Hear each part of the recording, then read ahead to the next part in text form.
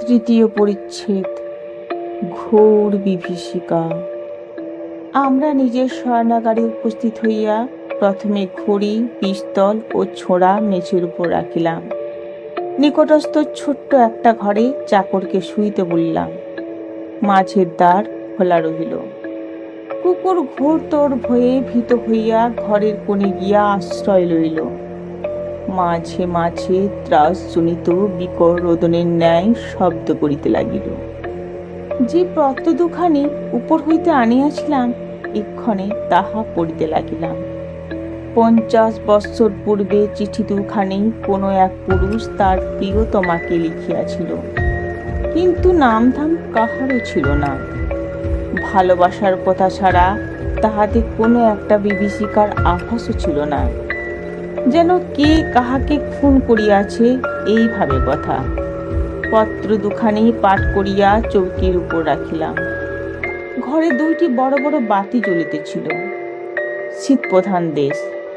অগ্নিদাহে দাও দাও করিয়া অগ্নি জ্বলিতেছিল। মোট কথা, ঘরটি উজ্জ্বল আলোতে আলোকিত ছিল। সহসা টেবিলের উপর হইতে আমার ঘড়িটি শূন্য পথে চলিতে যাইতে লাগিল। হাতে ছোড়া, অপর হাতে পিস্তল লইয়া তাড়াতাড়ি আমি ঘড়ি ধরিতে দৌড়াইলাম, কিন্তু সাঁই করিয়া ঘড়ি কোথায় অদৃশ্য হইয়া গেল, আর আমি দেখিতে পাইলাম না। পুনরায় আমি চৌকিতে বসিয়া একখানি পুস্তক খুলিয়া পড়িতে লাগিলাম। ঘরের ভিতর এক্ষণে বিকট শব্দ হইতে লাগিল।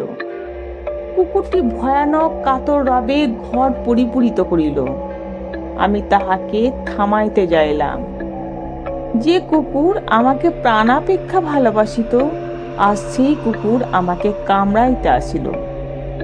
দংশন ভয়ে আমি তাহার গায়ে হাত দিতে সাহস করিলাম না। চাকর এমন সময় সহসা তাহার ঘর হইতে দৌড়াইয়া আসিল। চক্ষু রক্তবর্ণ, যেন কোটর হইতে বাহির হইয়া পড়িতেছে। তাহার সর্বশরীর রোমাঞ্চ হইয়াছে। মাথার চুলগুলো সব খাড়া হইয়া উঠিয়াছে।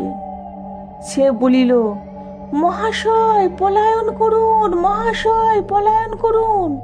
এই স্থলে আর তিলার্ধকাল থাকিলে মারা পড়িবেন। বাপরে, ধরিল রে, মারে। এইরূপ চিৎকার করিতে করিতে সে আমার ঘর হইতে বাইর হইয়া তত্তর করিয়া লাফিয়া লাফিয়া সিঁড়ি দিয়া নামিতে লাগিল। তাকে ফিরাইবার নিমিত্তে আমি পশ্চাৎ পশ্চাৎ দৌড়াইলাম, কিন্তু ধরিতে পারিলাম না।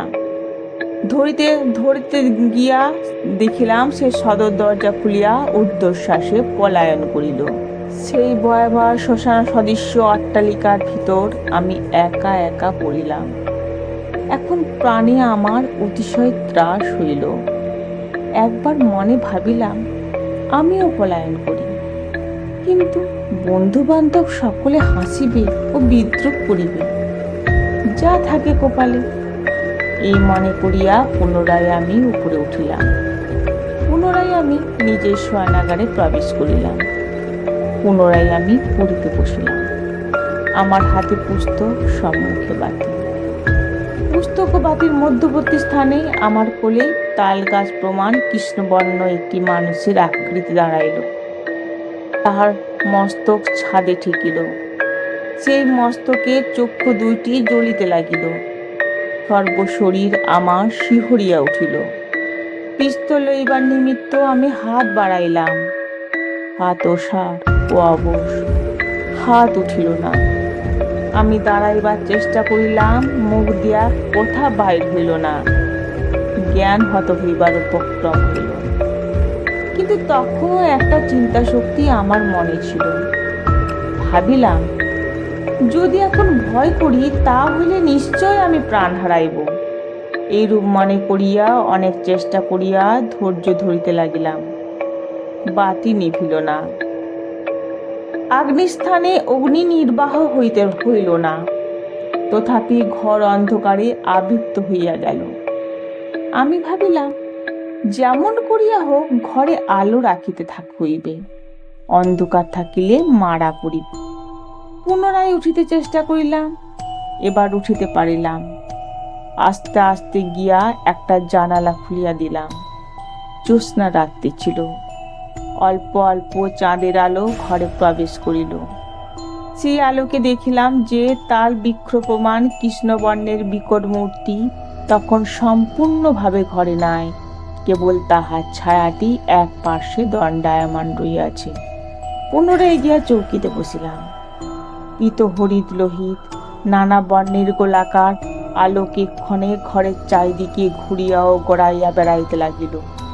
তাহার পর ভূমিকম্প হইলে যেমন হয়, ঘর সেইরূপ দুলিতে লাগিল।